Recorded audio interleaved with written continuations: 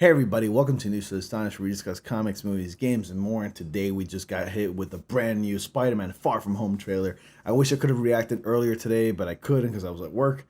And I gotta say, overall, I'm pretty excited about this movie. But let's go ahead and take a look at this trailer. This is the official trailer to Spider-Man Far From Home. And then we're gonna talk about it and have a discussion. And hopefully you guys will stick around after the trailer reaction. But without further ado, enough of my babbling. Let's take a look at that trailer. Spider-Man Far From Home trailer is about to play, but if you haven't seen Avengers Endgame yet, stop watching because there's some serious spoilers about to come up. No but way. If you have seen Avengers Endgame, Remove the camera. enjoy the trailer. Everywhere I go, I see his face. That's a good warning. I just really miss him. Yeah, I miss him too. I don't think Tony would have done what he did if he didn't know that you were going to be here after he was gone.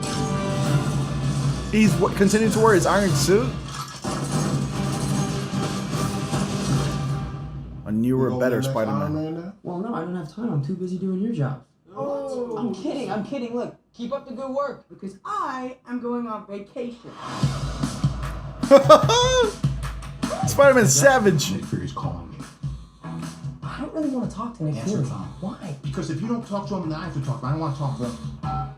You sent Nick Fury to voicemail? I gotta go. You do not ghost Nick Fury. All right, dorks. What's up? We're just talking about the trip. I'm here in St. Marco Polo. Oh, I think MJ really likes me. Reminds me when I first started learning. He got hit in the nuts. You're a very difficult person to contact, Spider-Man. This is Mr. Beck. We could have used someone like you on my world. New world? Beck is from Earth, just not ours. The snap tore a hole in our dimension. You're saying there's a multiverse? We have a job to do. You're coming with us. There's gotta be someone else you can use. What about Thor? Off-world. Captain Marvel. Unavailable. Look, I'm just a friendly neighborhood Spider-Man. Bitch, please. You've been to space. You won't, Peter. He called him bitch, please. I want to go back on my trip with the girl who I really like and tell her how I feel. MJ, I am Spider-Man. No, of course not. I mean, it's kind of obvious. You're right, you may not be ready, but this is my responsibility. Saving the world requires sacrifice. Sometimes people die.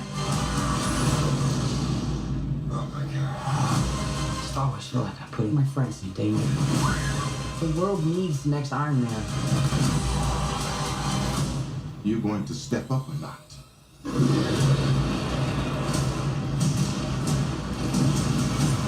Wow.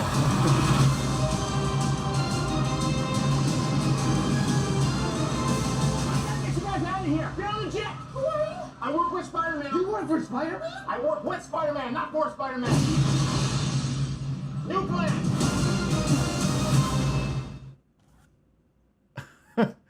Okay, so visually, it's very pleasing.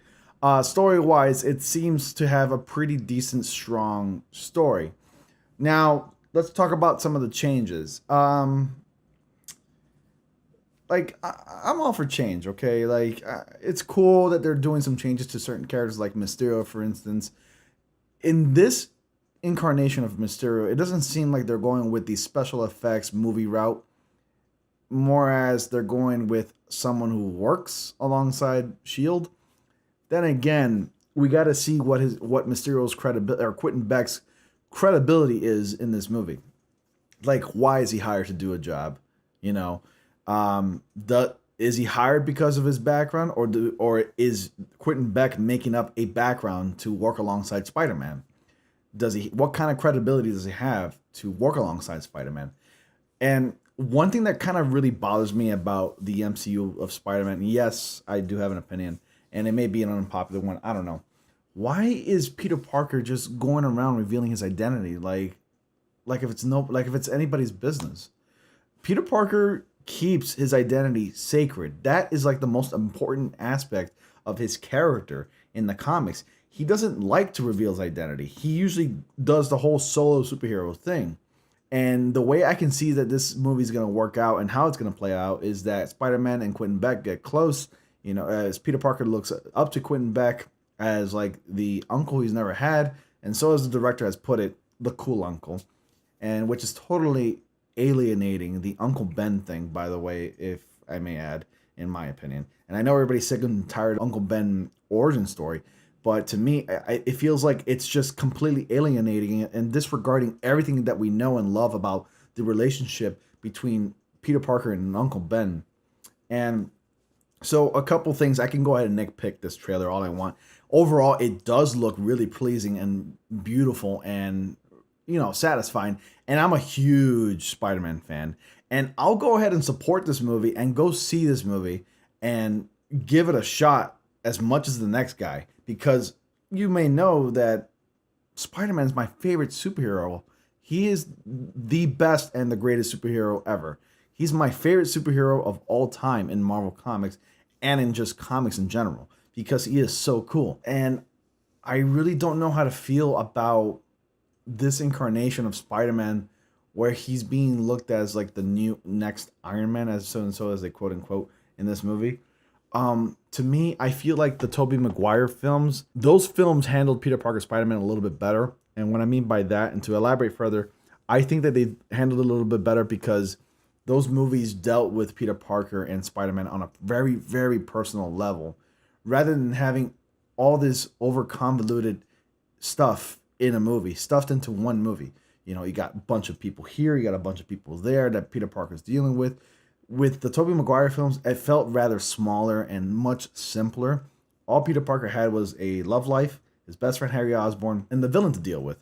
Not all this over-convoluted stuff. You know, believe me, I mean, I think it looks fantastic, and I'm gonna go see it. I'll be there on day one on the night. If anything, I'll catch the midnight premiere. But it's just there's this sort of element that's sort of missing in these movies. And again, it's a double-edged sword, but it works both ways because Peter Parker is already well established at this point in the MCU, which is why it works and we're okay with it. But at the same time, that missing element is very important, and that element is having more of a personal story. And that's quite the element that I miss from the original Spider-Man films. And I kind of want to see that rekindled again with these films. If Tom Holland / Peter Parker Spider-Man gets more movies, I wanted to center on those personal aspects, to focus on personal stories, smaller stories that doesn't involve so many characters, that doesn't feel like you're being forced to get to know all these characters. You know, these movies have to take their time and kind of make them feel a little bit smaller. But I'm glad to see that Marvel cares about, you know, not spoiling the films for everybody, because if you haven't seen Endgame already, you should not be watching this trailer. And I'm glad that Tom Holland had that message to give out to the viewers of this trailer, that don't watch the trailer if you haven't seen Endgame already, because as you may all know, Iron Man dies in Avengers Endgame. And it's awesome to see that this trailer came out post Avengers Endgame, because the original trailers, there wasn't much to grab my attention personally. I mean, I liked the trailer overall. It's Spider-Man, come on. But the trailer seemed very minimum, and it felt like something was missing. And now that we've seen Avengers Endgame, we can actually see the full official trailer with everything that we've been wanting to get and more.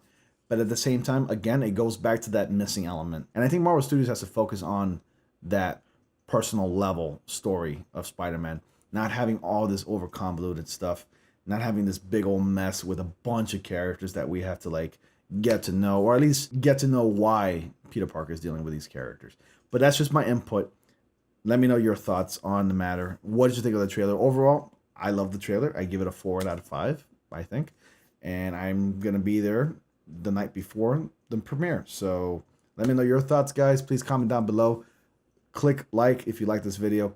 Comment down, what is your favorite Spider-Man movie? And do you agree with the sentiment that I brought up in this video? Or if you disagree, please, I'd like to know your thoughts. All right? Please don't forget to like, comment, subscribe, and click on bell notifications so you don't miss anything. And I will see you all in the next comic panel.